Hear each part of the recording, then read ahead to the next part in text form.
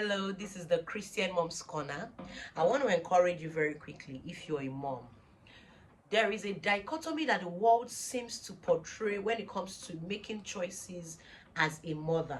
We've heard of people being called stay-at-home moms and people being called working class or career moms. And there is always the pros and the cons of any decision that you make. We've heard people say, well, if you're a stay-at-home mom, you have time for your children, you are able to nurture them, take care of them, but it's like your dreams are on a hold. Maybe you don't have the financing power to do things by yourself, or you're limited to some extent to make independent choices, and all of these things. And if you're a working class mom or you're a career mom, we've heard people say things like, you don't have time for your children, you have people that are, there's just so many things like you miss important milestones because of this, you have to this and that. Listen to me.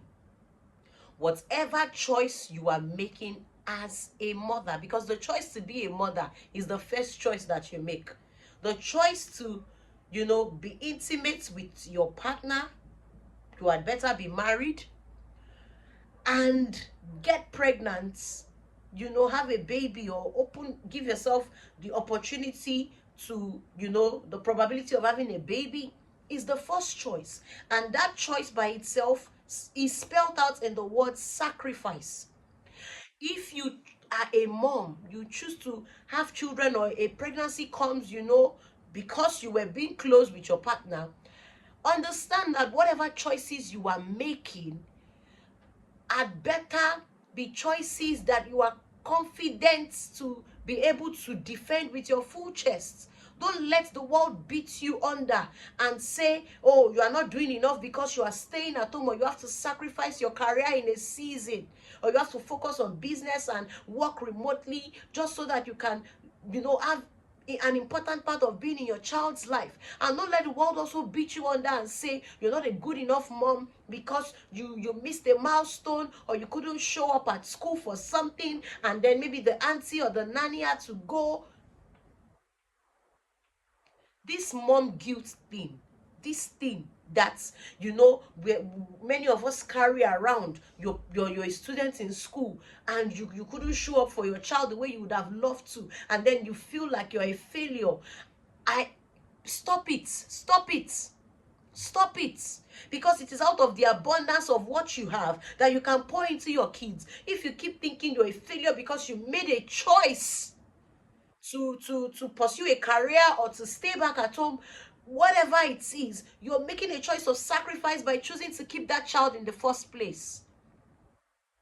And so I'm just trying to encourage every mom out there that don't be in that place of beating yourself up and saying, oh, how didn't I know that they had a diaper rash? How didn't I this?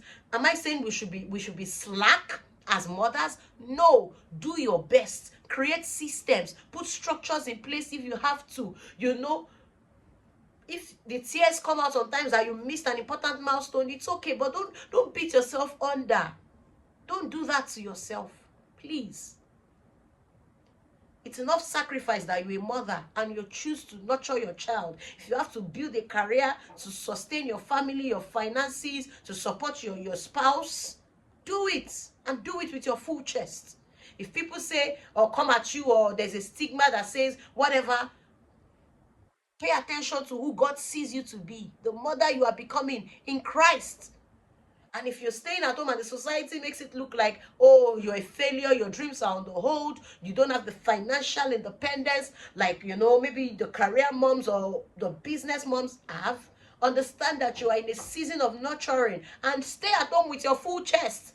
Add value to yourself while staying at home. Moms are doing enough work, whether they are working or they choose to stay at home full-time or part-time. Let us honor ourselves. Let us pat ourselves on the back, and let us always keep our gaze on our Father that is able to strengthen us to become all that He has called us to become, and that every season of life is a process for us to become better. Don't stop adding value to yourself. Whether you are at home, whether you're pursuing a career, whether you're doing remote work, don't stop adding value to yourself, but have a rich satisfaction of love for yourself, and that you're not a failure for the choice that you made. Because out of the abundance of what you have about your esteem and your choices and yourself is that which you will pour into your seed, consciously and unconsciously. I call you blessed. Subscribe and follow us at the Christian Mom's Corner. Goodbye.